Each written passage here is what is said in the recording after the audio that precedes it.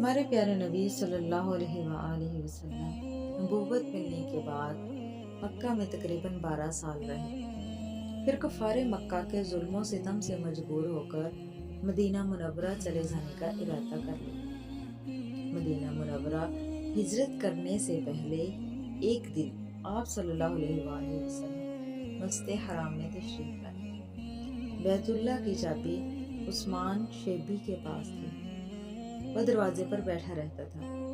چونکہ آپ صلی اللہ علیہ وآلہ وسلم مکہ چھوڑ کر ہجرت فرمانے والے تھے، دل کو بے پناہ صدمہ تھا۔ ارادہ کیا کہ خانہ کعبہ میں 2 رکعت نماز ادا کر لوں۔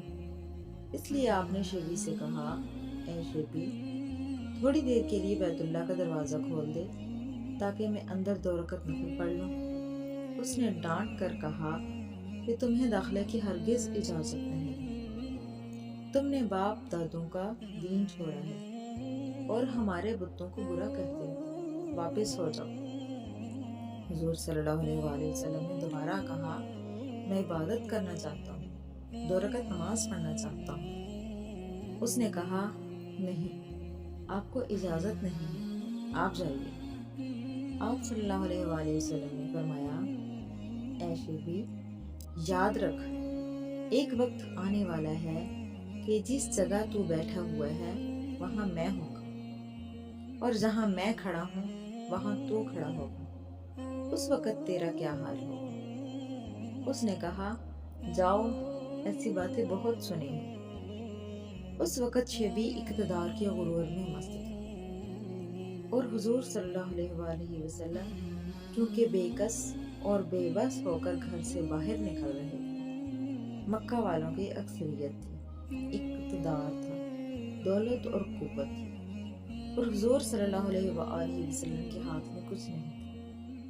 وہ جانتا تھا کہ آپ کچھ نہیں کر سکتے، چنانچہ آپ واپس چلے آئے اور سفر ہجرت کروائی۔ فتح مکہ کے موقع پر جب آپ صلی اللہ علیہ وآلہ وسلم فاتحانہ مکہ مکرمہ میں داخل ہوئے تو کفار و مشرکین گھبرا اٹھے، ڈر رہے تھے کہ آج تو ہم سے ایک ایک ظلم کا گن گن کر حساب لیا جائے، آج ہماری خیر نہیں۔ لیکن آپ صلی اللہ علیہ وآلہ وسلم نے امن کا اعلان فرما دیا اور سب کو معاف کر دیا۔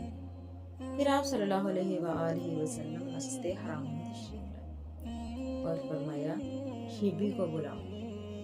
وہ آیا، کعبے کی کنجی اس کے ہاتھ میں تھی۔ کعبے کا دروازہ کھولا، آپ اس جگہ کھڑے ہو گئے جہاں شیبی بیٹھا ہوا تھا، اور شیبی وہیں کھڑا ہوا جہاں آپ صلی اللہ علیہ وآلہ وسلم کھڑے ہوئے التجا کر رہے تھے۔ آپ صلی اللہ علیہ وآلہ وسلم نے فرمایا، شیبی، وہ وقت یاد ہے کہ میں نے لجاجت میں التجا کی تھی کہ مجھے 2 رکعت پڑھنے کی اجازت دے دے، تو نے ڈانٹ دیا تھا۔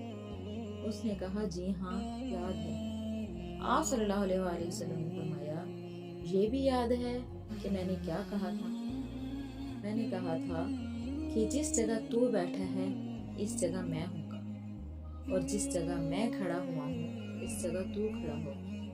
تو نے دیکھ لیا؟ اس نے کہا، جی ہاں، دیکھ لیا۔ بے شک میں اسی جگہ کھڑا ہوا ہوں جہاں آپ کھڑے تھے، اور آپ اس جگہ ہیں جہاں میں تھا۔ آپ صلی اللہ علیہ وآلہ وسلم نے فرمایا، اب تیرا کیا حشر ہونا چاہیے؟ اس نے ایک جملہ کہا، میں ایک کریم بھائی اور ایک کریم پیغمبر کے سامنے کھڑا ہوں۔